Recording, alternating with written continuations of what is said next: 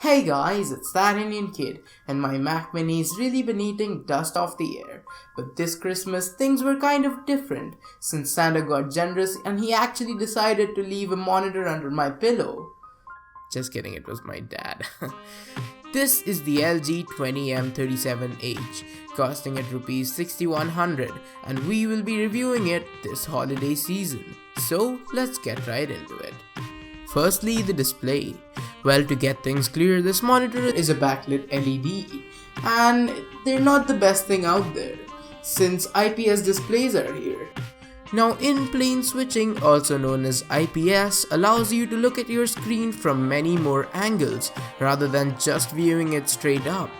Whereas in LCD or LED, you have to look straight up, right at the screen, and if you don't, you start seeing pinks and blacks, which put strain on your eyes.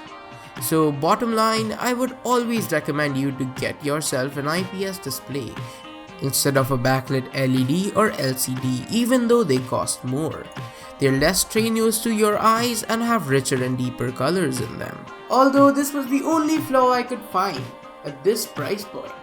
Everything else seems top-notch to me. The screen diagonally measures around 19.5 inches, whereas a typical Samsung monitor at this price point measures around 18.5 inches. So kudos to LG for that extra inch. And speaking of extras, LG also provides you with 1600 by 900 pixels compared to 1366 by 768 pixels on the same Samsung monitor with a similar price. The monitor is completely made of plastic but feels sturdy since it doesn't make any creaking noises when held firmly or lifted. The buttons though do take time to get used to. They're placed in odd positions, unlike my other IPS monitor made by Dell, which has the perfect button placement.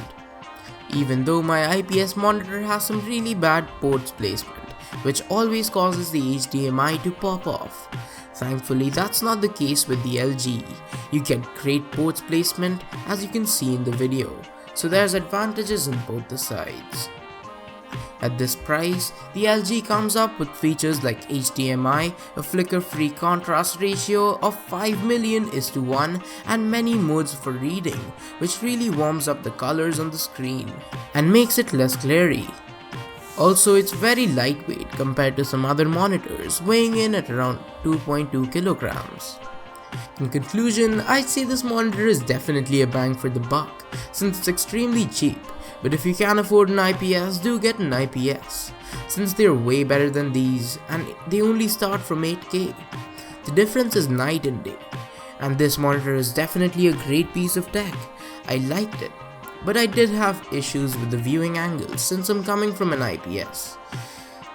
Probably a 7 out of 10 would suit this, since LED backlit is getting obsolete. Once again, this was the LG 20M37H, and this is That Indian Kid signing out. Subscribe and have a wonderful day.